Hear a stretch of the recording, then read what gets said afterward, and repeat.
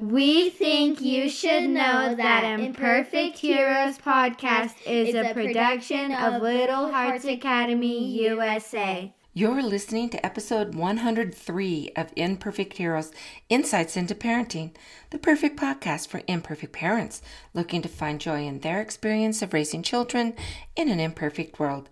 And I'm your host, DJ Stutz.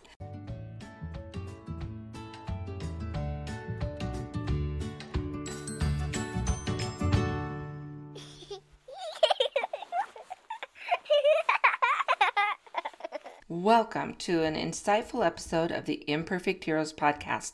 And today we have an incredible guest joining us, the unstoppable force known as Bridget Hom. Now, let me tell you, Bridget is a true master at multitasking.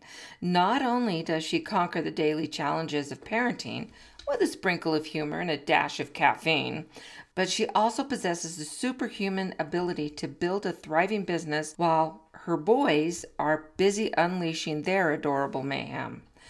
Bridget understands the struggle of managing sticky fingers while also crafting a successful entrepreneurial journey. She's faced it all, from conference calls to epic battles with overflowing laundry baskets while brainstorming her next big idea. And her stories are going to have you nodding in recognition and shaking your head in solidarity and realizing that you are not alone. This is exhilarating, yet it's a challenging journey. But Bridget is more than just a master of chaos management, and I mean this. She is a true inspiration. And in today's episode, we dive deep into the art of finding balance while building a business and raising kids. She'll share her secret tips for carving out time, setting boundaries, and harnessing that superpower of resilience. And of course, she'll infuse it all with her signature humor that's going to leave you laughing and feeling a little less alone in the madness. And so whether you're a budding entrepreneur seeking guidance or a parent desperately trying to figure out how to fit 36 hours into a 24-hour day, this episode was made for you. And Bridget Hom will have you laughing and learning and realizing that it's possible to pursue your dreams while still being an incredible parent. So get ready to embrace the beautiful mess of building a business and raising kids as Bridget takes us on a wild ride of insights, laughter, and a few crazy moments along the way. So grab your superhero cape, or maybe just a superhero-sized cup of Pepsi Zero, and get ready to be inspired by the remarkable Bridget Hom. There's so much to learn, so let's get started. Welcome, everyone, and thanks for joining Imperfect Heroes Insights into Parenting.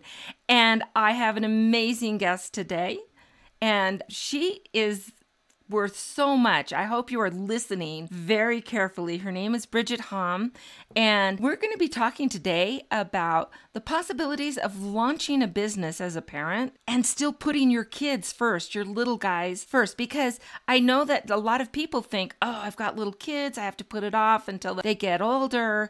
And there are so many ways that you can do this and be successful and still give your kids all the attention that you choose to give them. So anyway, Bridget, thank you for being a part of today's program. Absolutely, DJ. Thanks for having me.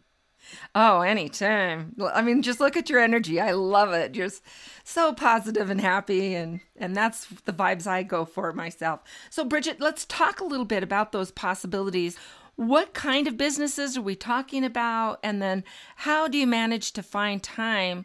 Even if you're just working remotely at home for someone else, there's often the same kinds of challenges. They cross over, I think, in many ways. What are some of the things that we want to just first ask ourselves as we are moving forward with some of these decisions? That's a great question. And it's really asking yourself the questions, does my time that I have right now honor all of my roles? Mm-hmm. How I'm spending my time, is it honoring all of my roles right now? Or do I lay awake in bed at night thinking about how I can make more time, right? And all of us have the same amount of time in every capacity. The person who's the billionaire, the person who's working 9 to 5, we have the same amount of time to choose how we're going to honor our roles, our wife role, husband role, mom role, dad role, etc. So asking yourself, are you happy with how you're spending your time in your family life right now? Mm-hmm.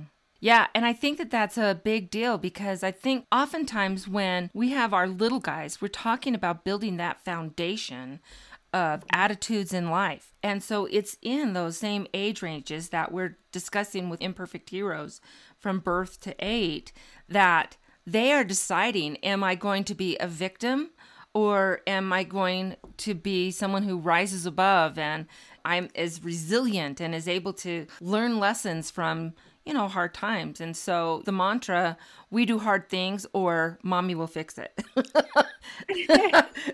Right? Honestly, if we're honest with ourselves, we go probably into both of those. Yeah, exactly. If it's resilient and then being like, oh, mom's going to fix this. Mom's going to fix this. And we vacillate between the two. How could we be more of helping them to be resilient self-managers? Right. And it always starts with us first. We're their first heroes, so to speak, as parents. We're the people that they're watching closely, right? Very closely. Yeah, exactly. Especially my middle child, always watching. He could repeat everything that I say. He's incredible. But that's a fun story. Lots of fun stories there. I'll share later. But maybe I'll share a little bit about in launching my business originally, what it looked like, because it wasn't perfect. And it was, my kids were watching me. And actually very closely because it was in the Zoom business world. So they were very close. They were outside the door, sometimes inside the door while I was meeting people. But it really started in a very imperfect way, which was I was on my way to getting Zoom divorced. I just moved out of my big, beautiful home. And my 3 boys and I moved into an apartment and virtual school became a reality. And my job in the seniors industry in 2020 virtually evaporated because you couldn't go near a senior citizen at that time. And had no source of income coming in. I'm at home with my 3 boys. We're starting to make new recipes. I mean, there was one time we did laundry. They each put on 10 socks and tried to walk around the house. It was, we just had weird experiences together.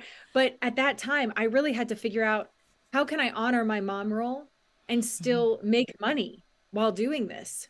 What does this look like? And I got a random Zoom link. And I don't know about you, but I didn't know what a Zoom was in 2020. And I showed up. I showed up on a Thursday morning at 8 a.m. and I wasn't sure what to pitch. Some guy goes, Bridget Hom, will you please give your 30 seconds? And I'm like, dang it, he mispronounced my last name. What am I supposed to say? And I'm like, do I pitch my placement agency or do I pitch Bridge to Freedom Coaching, which was just a side hustle at the time? I had only had 2 clients and I was just trying to figure out what to do. I was really in a place of fear, anxiety, and just, well, what do I do next as a parent, especially, which is a fear, you're in fear mode. You're like, I have to make moves. And so what came out was Bridget Hom here with Bridge to Freedom Coaching. Are you ready to level up? And I had 6 clients within 6 weeks. My 90-day Find Your Freedom program was born. My 8-week self-paced conferences, live speaking engagements, podcasts like this, my book Stuck on Ready. And my kids were a huge part of that because I decided that I wasn't going to work past 2 p.m. Okay. Decided, because I just knew that I wanted to do and be more than just a life and business coach. I wanted to honor that role of mom in the process. So I feel fulfilled at the same time. And I can fulfill them as children and growing every single day, every day. Gosh, if they grow. They do. They're not the same today as they were yesterday. No, especially the middle one. I love my middle one. You have to understand. He actually got out of first grade and he goes, Mom, I'm going to be an entrepreneur. Oh, really, truly. I mean, he's incredible. We'll be in line at Starbucks and he's always the most decisive one. He's screaming out the window, hey, do you follow my mom, Bridget Hom, on Instagram? Changes how cute. He is so, let me tell you, he's so innovative. I mean, he sells his drawings at parties we go to, he is just impressive and innovative. And it's always, the children, so are my other 2 boys. I have 3 savages. I mean, sweet children, boys, always the one who's the most action oriented is like, I'm going to do this. I'm going to do this. But you're just going, I'm going to reaffirm that you are going to be extremely successful in life. Love you. And just, I'll say all your good qualities right now. Yes, exactly. I love the way you're doing that, though, and you're thinking it through and reminding yourself that this is all going to be good. Trust me. Well, yeah, you know what's so funny? I actually got that technique from a mom who I was friends with her son in 6th grade. And she actually told me she's the CEO of a really successful company today. And she shared this from the stage. She said, my middle son, and she has a Kentucky accent, my middle son used to drive me crazy. And she said, but I would reaffirm when you would call Bridget, when you would call him and say, hey, is he there? Is Michael there? And she would say this to me. She would say, you mean the incredible, talented, handsome Michael? You mean the wonderful, and she would go on and on. And I'm like, yes, I'd like to speak to him, please. Thank you. But she would do that to sell herself on how exceptional her son was. And the truth is, parents, we got to talk ourselves into. Yeah, we do. We're a client, right? We sell ourselves everything. Yeah. So you got to sell yourself on who they're becoming and what they're capable of every day. Every day, every moment, every hour. Exactly. So you were trying to decide in work, you decided you're not going to work beyond 2. And so what did you do? I mean, it seems like you're really needing to be heavily involved with systems, routines, and then how do you manage when, 3 boys, bumps happen? And so do you have a plan for that? I mean, how did you work all of that? The beautiful part is when I launched my business, I ended up actually moving to Indiana during that time, which I call the C days, the reinvention evolution. I actually moved to Indiana so I could put my kids on a school bus. Oh. And so in doing that, I was able to continue creating and launching my coaching business while still honoring my mom role and have them in school. So, yeah. But, sometimes I will be honest, there were those times where I'm like, oh, I could do one more media post. I could work with one more client. If I just worked a little later, like everyone else seems to be doing, they're working the 10 to 15 hour days and they're seeing amazing results. They're making more money, but are they happy? Yeah. And are they honoring all their roles? That's what it comes down to. And so when I would feel that tug, that push, when I had hard months and starting as a startup company, there are hard months and you want to budget. You're investing your time and your money in the right things. And so I just would constantly remind myself, no, it won't honor my roles. If I work past 2, it won't honor my roles. And those times, and I will be honest, like for any parents who are listening right now, maybe you have a home-based business or you want that. And you're thinking like, how can I get everything into that time frame? And you absolutely can. You can do those things, everything within that time frame. It actually increases your credibility and your authority because you say, I would like to work with you. I'll give you all of my expertise during this time frame. This is when I'm available. You'll be amazed at the people who do respect that. And you'll respect yourself because when you go out of alignment, which alignment is the greatest form of energy we have, when you go out of alignment with yourself, it doesn't honor your roles and you show up in something I call low deservability. Low deservability is where you start doing things that are out of alignment with yourself. Like you start, I'll have a client, I'll coach you at 7 or 8 p.m. when I'm supposed to be reading my kids' stories. Right. Instead of having family dinner, I'm going to go to that networking meeting. And now there are times when that's okay. I'll go to a networking meeting once a month after my normal hours. But it's about that alignment. And I founded the Law of Deservability, which helps parents, which helps business owners and entrepreneurs in identifying, okay, what do I believe I deserve? Because it's the core of our identity. We create our reality, our relationships, and our business based on what we believe we deserve, not what we desire. And, the sabotaged individual is always sitting in what they want and what they desire, right? You like the word, but the high deservability entrepreneur, business owner, parent sits in what they believe they deserve. And they're always focused on alignment. What's going to honor my roles today? I love making that a priority, but that's going to require sitting down and really looking at what are my priorities instead of just dealing with them as they come to you, but really making a conscious effort to define, I want to be able to work this much. I want to have this much time with my family.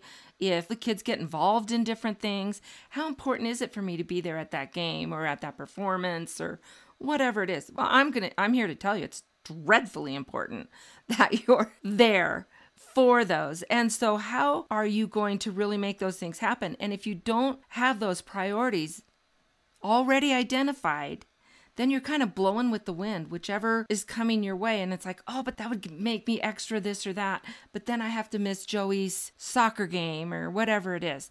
And so if you already have those predetermined, it makes those decisions so much easier.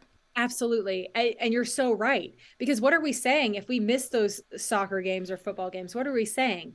We're saying that work is more valuable than you in this scenario. But it's not something to hire sabotage on your mental team about as a parent.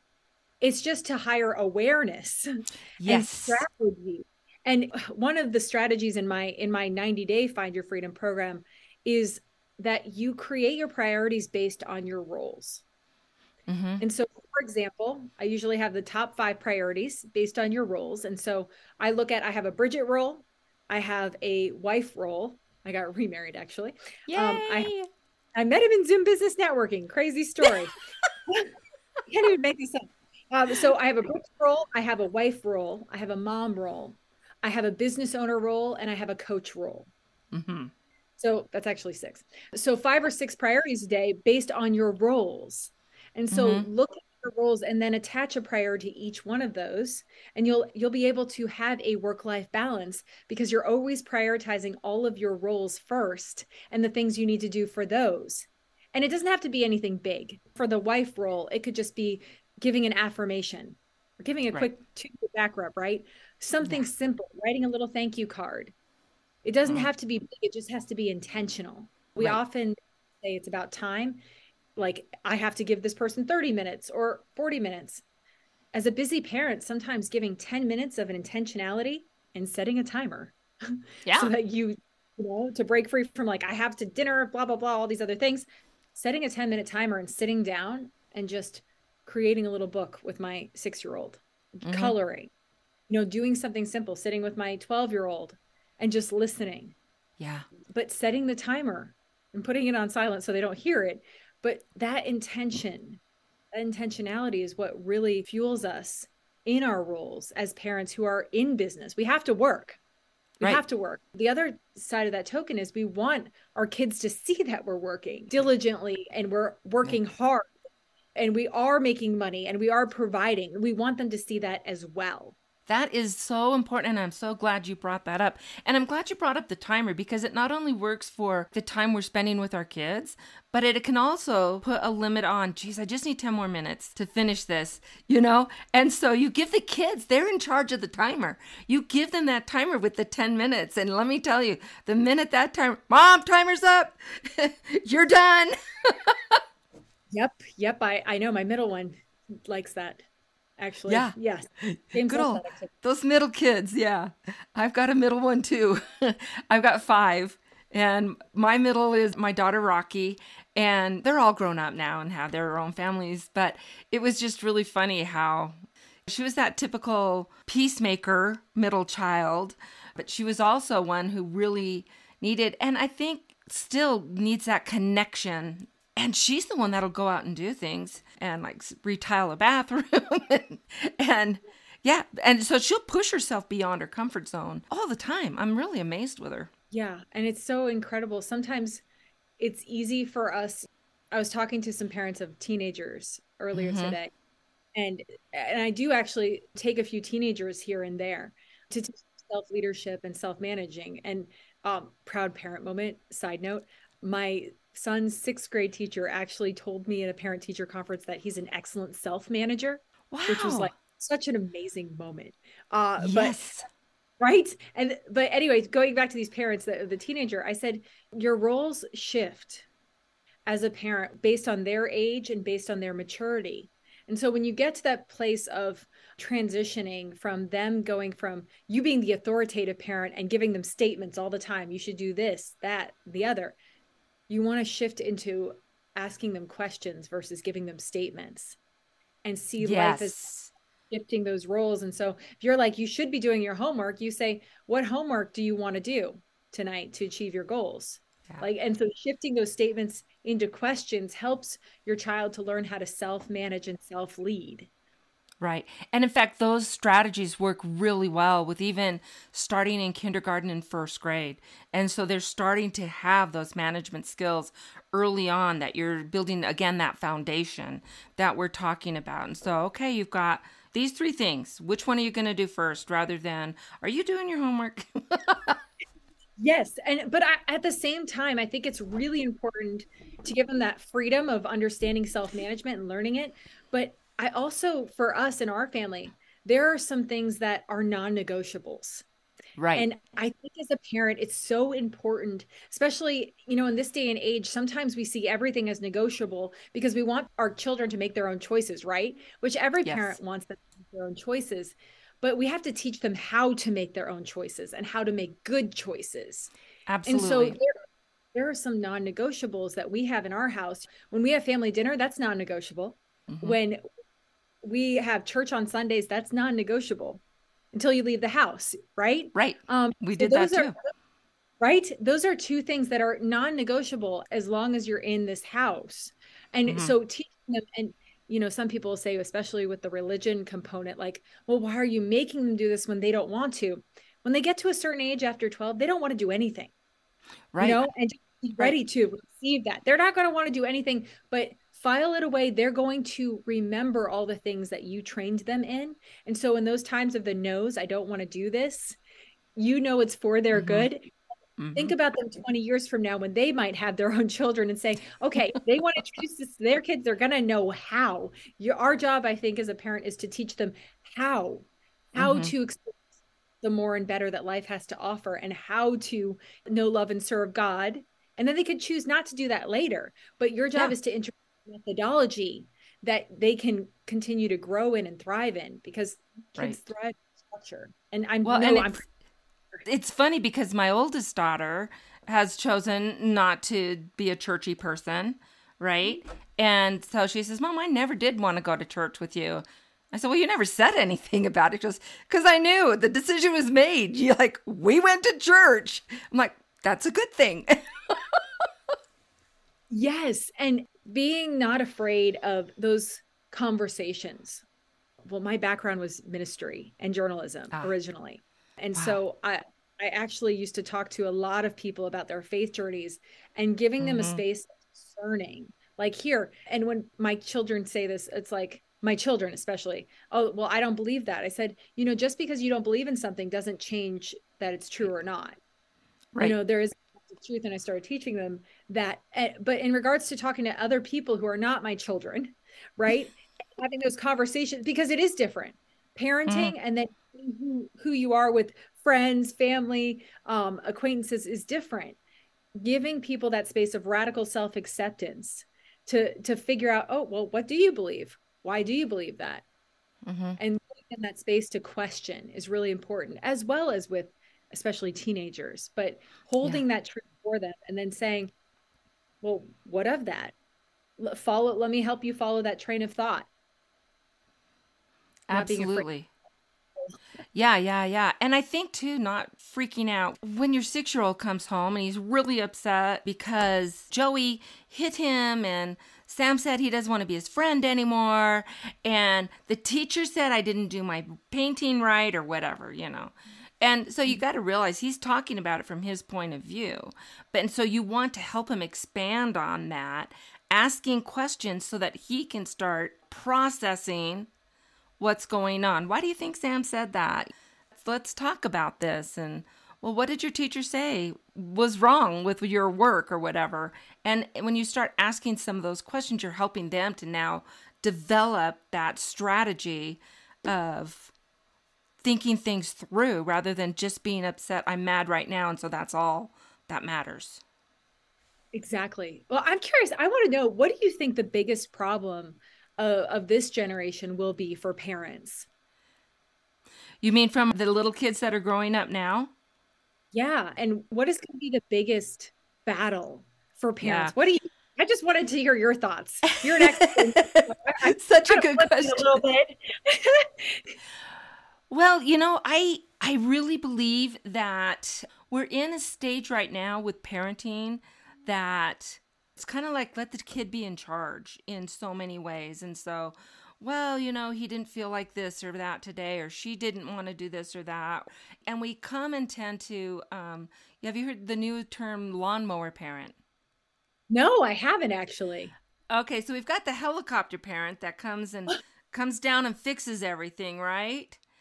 Well, the lawnmower parent is just blowing everything out of the way, and the kid's right behind them, And so they're not even fixing any problem. My child will have no problems, and we're just going to push everyone out of the way, and they have a hard time understanding that.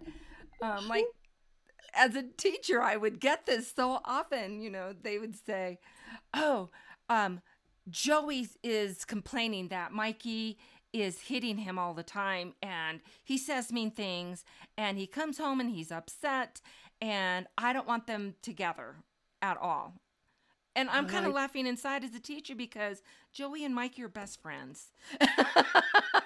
And even when I put them on the opposite ends of the room, they're going to find a way to get together. And so I think that with a lot of the parents that we have right now, we're not giving them the opportunity to go through a struggle and have to figure out how to do it. And are we teaching them? Are we taking the time when things are calm and taking the time to actually practice going through?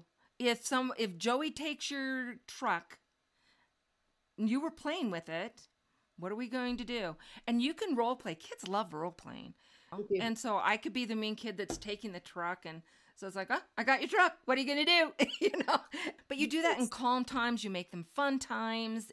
But we really need to give our kids the opportunity.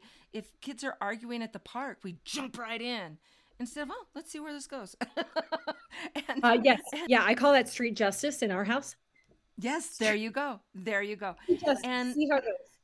Yeah. I just think that, and we're seeing some of that showing now where we've got, and not all, but we've got a good group of the society right now that are not hard workers. They are not risk takers. They don't enjoy a challenge. They want everything to be easy and to come to them in easy ways.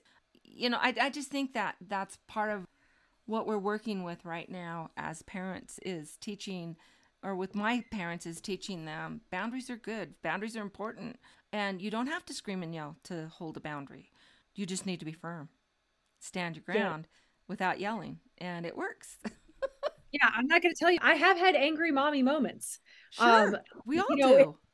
Right. But I do tell myself, pause with a purpose. Pause with a purpose and gain some perspective. Pause with a purpose. That's what I'll say sometimes. Pause with a purpose. And, I love what you just said. I've never heard the lawnmower term, but it's so true. It's so true because, and here's why I think that we've developed that parenting technique. I think it's because we're extremely distracted. Mm-hmm. And that's the fastest way to take care of something so that we can go back to the things that we have to address right now. And so right now as a culture, we're vacillating between survival and being entertained. Right. So, and where we want to sit is in the intentionality. So how we do that, and a lot of strategies that I talk about all the time in my programs is intentionality, who you're being when you're doing. Keep getting back to pause with a purpose, develop a direction so you could make empowered decisions to arrive at the destination. Will you be happy if your life looks the same as it does today, 20 years from now? Developing perspective and the power of the pause and helping us to get back to that place. Yes, you're going to work, you're rushing here, you're rushing there to soccer practice, all of those things. But where's the intentionality in your life? Right. Where's the intentionality? And being deliberate about that intentionality. And if you're a parent who's working, who gets off at 6 p.m., you could still have that intentionality. Yeah. You can. It's just maybe you're going to start implementing dinners together for 15 minutes. It doesn't have to be anything crazy. Right. This boundaries doesn't have to look like anything crazy, but having a conversation, our headspaces are going so fast because we're human doings right from the get-go of the day. Doing next, doing this. Yeah. Doings don't connect well to human beings. No. So No, you're they doing don't. so exactly. And so Yeah. the intentionality is where what we all want, I believe. Right. And I think there's a saying, and I can't even tell you where I first heard it, but I've been using it for years now, is don't let good things keep you from doing great things.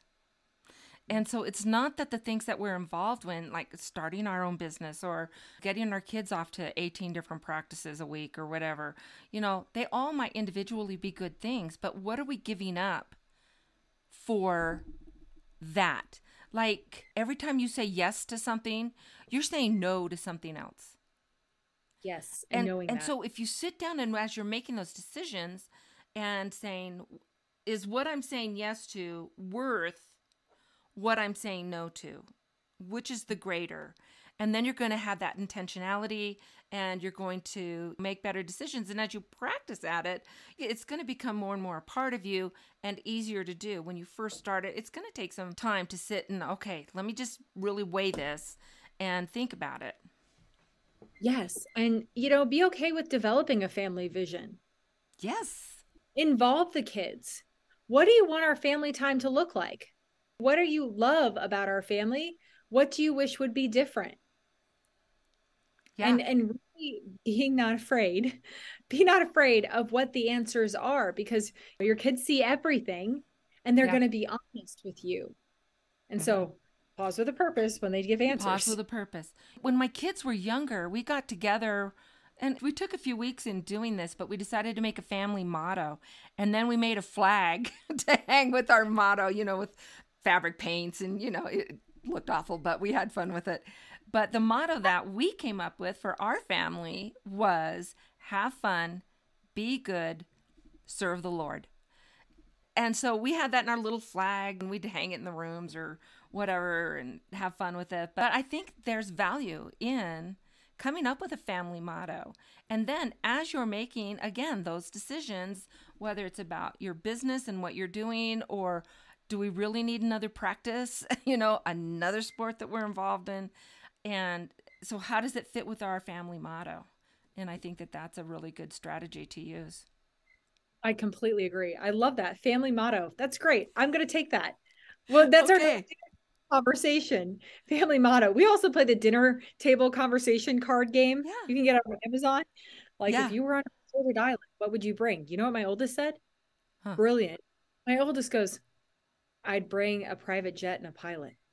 So I could get Yes, very smart. We're all thinking of surviving. We're like pocket knives and machetes and like something to open coconuts. And he's like, I would bring a private jet and a pilot. You're brilliant. You are. Right? Yeah, exactly.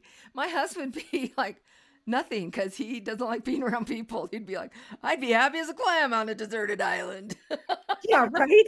My brain goes straight to survival. My other boy, like my middle's like, well, I just chill out. I bring some fishing poles, and it's so fun to see their mentalities, survival. Yeah. This one's like, yeah, I'd get off the island. No worries. I love it. I love it. Such great ideas and opportunities. And yes. And the last thing I would say in terms of parenting and in terms of being an intentional parent, it's okay to have quiet spaces, have quiet moments. Yes. And we call that, my 12-year-old would call that boring times. So the boring times are okay, because that's where we find that creativity, like you were saying. Mm-hmm. We need to have those times of silence, of pause. Yeah. So that we can re-engage with our sense of being again, so that we can doing well. Yeah. And so my kids will say, I'm really bored. And I just let it sit, let it ride, and let them be bored. And then it's amazing to see what they come up with doing. And so before we give our kids the iPads, before we give our kids something to entertain them, let them sit and see what they'll create and come up with. Right. You know, it's funny. I'm the oldest of 7, 5 boys, and I have 1 sister.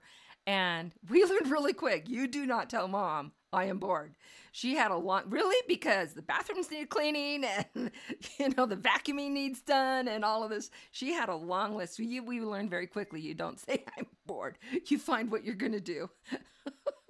Yes, exactly. I have that list as well, by the way. Yeah, it's great. It's a great list. It's very, but It and is. teach them the value of work. I Mm-hmm. stopped giving them allowances. I Yeah. stopped giving them allowances and then saying like, look, you get free room and board here. Mm-hmm. Like, you can literally, it's like you have everything taken care of. These chores are part of being a family unit Right. and taking Right. care of our space. And so like, and they get lots of gifts for all the holidays, et cetera. And they Right. travel a lot with my ex-husband, but it's just teaching them, how am I teaching my child the ethical behavior that I want him to practice when he leaves Mm-hmm. my house, and like being Yes. mindful of Yes. having the motto. Am I teaching them the motto based on my behavior and my actions that I want them to take with them, and continuing to apply that ethical integrity to your business as well? Because when you have that balance, when you see your business as a part of your life, Yeah. right? When you see your business as a part of your life, that's when everything comes into perspective again. We don't have these business in the box mentality, family in the box mentality, God in the box mentality. Right. Everything is interconnected. And so when we Mm-hmm. get in that intentionality, we see that and we show up well. Yeah. So, Bridget, let's talk for a minute about how our listeners can connect with you. Absolutely. So it's just bridgethom.com is my website. You can connect with me on LinkedIn, which I greatly encourage you to do so I can like and comment and share your Yeah. posts. But if you want to get on my calendar, it's just bridgethom.me. And I'll give you Oh, some cool. inspiration, some strategies, direction for your life or your business. That's amazing. And of course, we're going to get all of that information in the show notes and comments below. So be sure to check that out.